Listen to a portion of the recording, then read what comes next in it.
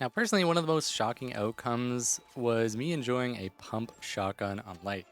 I really thought the SH-1900 would be the only one I enjoy as a shotgun, but this thing really impressed me. And speaking of the double barrel, how does it actually stack up against the M26 Matter? Let's go over some stats on light, specifically around the shotguns, and see which is better, along with giving you those juicy TTK values for the new weapons. Is this weapon actually good? Well, we'll find out soon. I also want to shout out Zafferman, an absolute legend in the finals community. He compiles all the weapon stats, the values, along with like RPM and everything, and he did this all within day one. He basically just dedicated his first day to helping out the community. Let's start by looking at some of the juicy stats that you guys actually care about. I'm gonna look at the main competition to the M26 Matter, the SH-1900, or the double barrel, the shorty, whatever you want to call it. Some interesting points here is the potential of dealing 195 damage per shot, and the reload time got a buff to 2.125 seconds on patch 4.0. So this weapon can feel a lot more consistent within fights with the new reload time. And the reload times that I'm showing are the time that it takes from pressing reload to them being able to shoot. Often the reload times provided by Embark are animation related, but there are other factors to play in that affect when you can shoot. I also want to point out, Andrewstown had actually brought this up about the MGL, was that the new reload time on the MGL was actually just around the animation, but there is the exact same timing for reload animation cancel. And he said this actually messed up his muscle memory because of the sound and the animation, and he knows when to click it, so he ends up canceling a little bit early. So just keep that in mind sometimes when they do buff the reload times on things. Now let's look at the new M26 Matter. This has a damage of 121.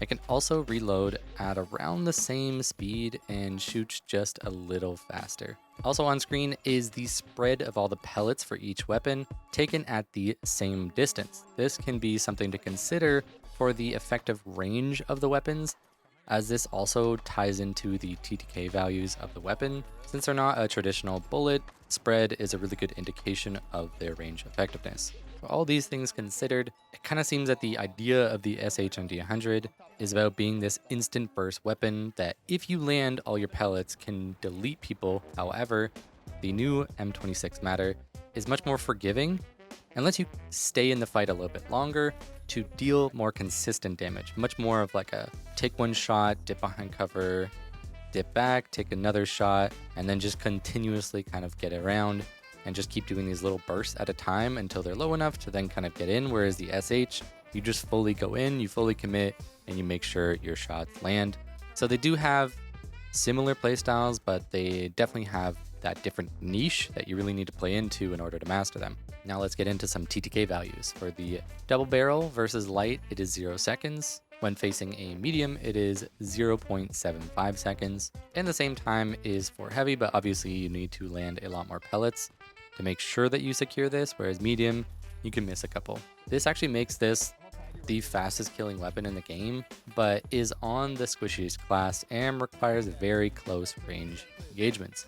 I feel like the TTK and the way that this plays is kind of expected. It's the embodiment of high risk, high reward. Now for the new pump shotgun, we get TTK values of 0.71 when facing light, versus both medium and heavy, we get 1.41. These values are pretty interesting because they are actually worse than like every other gun. The V9S, the XP, the M11, the LH1, they all kill faster in close range and obviously have better long range. So as it stands on paper, this new shotgun is actually one of the worst weapons. The only thing worse is the 9.3R, outside of the obvious throwing knives, sniper, and bow, if we're looking at TTK values specifically. So overall, my thoughts are that this weapon is actually really fun. Pretty decent because you can play that in and out poke playstyle that combos well with good movement, or even just bringing in dash. A big concern I have for this thing, in my opinion, is that it's simply outclassed by the other shotguns.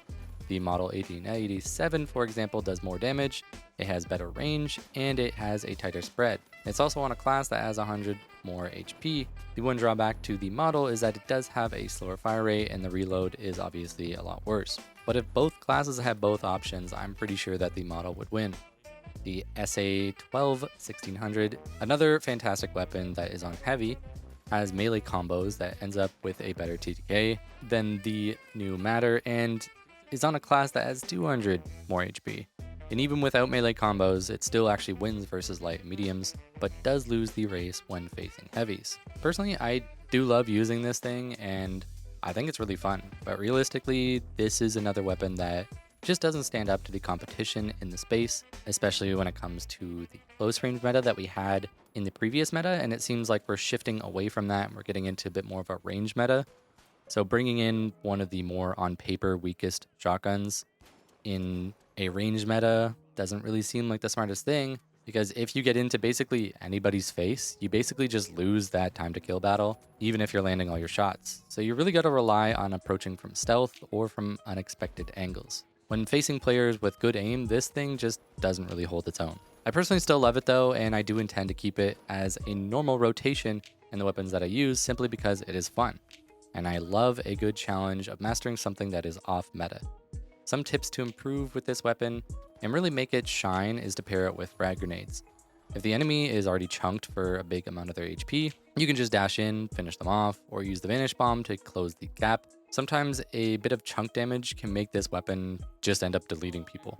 I also find it does a really good job of quickly poking in for damage and then getting out. If you have your teammates to back you up, then you can approach from new angles and do big chunks of damage. Once they get low enough, you can obviously just go in and finish them off. So here is my current loadout, sort of a mix of the two I suggest in the previous video. I think this has been working really, really well for me, and I've had a blast learning this weapon. It's honestly really, really fun. Don't let numbers stop you from enjoying yourself. I feel like ultimately, if you push yourself to just be better at the game and use whatever you want within the sandbox that is given, you can do a lot. I'm just here to provide you guys the numbers, the information to make your own decisions. But even with numbers like this, I'm still choosing to use it. So ultimately, it's up to you if you want to do it as well. Subscribe so you don't miss out on future videos where I'll be covering the pike and the deagles soon. Thank you to all my members. Comment below what your thoughts are on the new M26 Matter. Never conform to the meta, and I will see you in the finals.